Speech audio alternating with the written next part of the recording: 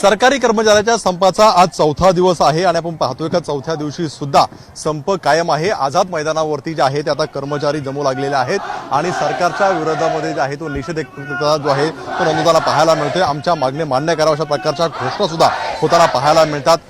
सगळे संघटनेचे पदाधिकारी उपस्थित आहेत। विश्वास काटकर आपल्यासोबत आहेत। सर, आज चौथा दिवस आहे, काय नेमकी भूमिका आहे? सरकार अद्याप ही पूर्णपणे त्या ठिकाणी बोलायला तयार नाही। एक अर्धी मुर्दी चर्चा झाली, पण त्यातून असा निर्णय म्हणतो ठोस निर्णय असा कुठलाच आम्हाला त्या ठिकाणी प्राप्त झालेला नाही। त्यामुळे आम्ही अद्याप ही अस्वस्थ आहोत। पण मुख्य सचिवांकडे तुमची बैठक पार पडलेली होती, तुम्हाला काही आश्वासन दिली होती का? मुख्य सचिवांकडे बैठक झाली 22 तारखेला, आज 24 तारीख आहे।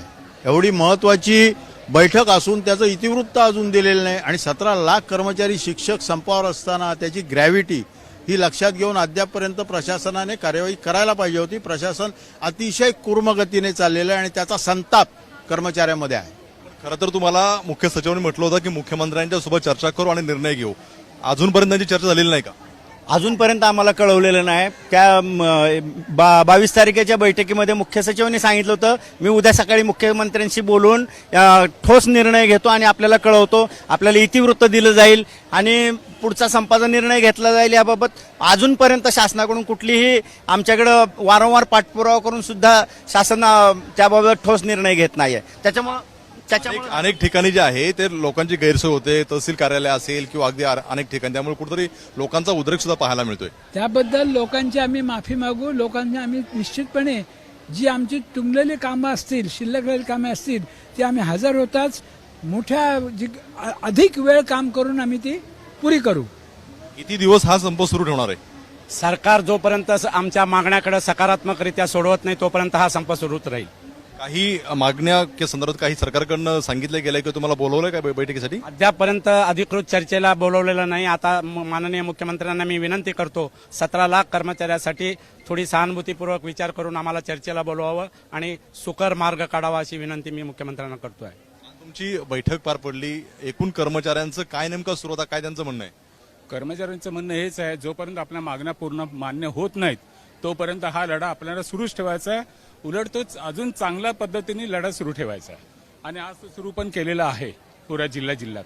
आज किती पर्सेंटमध्ये संप तुम्हाला यशस्वी वाटतोय? मंत्रालयामध्ये 83% आहे आणि आमच्या जिल्ह्यामध्ये शिक्षकांची संख्या मोठ्या प्रमाणात वाढली आज आणि ते आज मोर्चा काढणार आहेत प्रत्येक जिल्हाधिकारी कार्यालयावरती आणि आपली एकजूट आणि ताकद दाखवणार आहे। सरकार टाळतंय तुमच्या प्रश्नांना?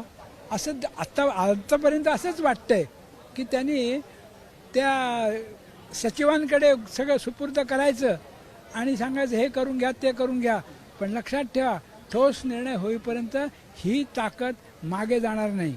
पाहतोय ठोस निर्णय होईपर्यंत ही ताकद मागे जाणार नाही आणि जोपर्यंत आमच्या मागण्या पूर्ण होत नाही तोपर्यंत आम्ही माघार घेणार नाही। पाहतोय आझाद मैदानामध्ये बरेचसे कर्मचारी जे आहेत ते जमलेले आहेत आणि कुठेतरी आमच्या मागण्या मान्य करावा हा नारा देताना पाहायला मिळतात। त्यामुळे आता मुख्य सचिवांची बैठक पार पडून 2 दिवस झालेले आहे, त्यामुळे आणखी काही सरकारकडनं यांना निमंत्रित करून आश्वासन दिलं जाते, काहीसं पाहणं महत्त्वाचं राहील।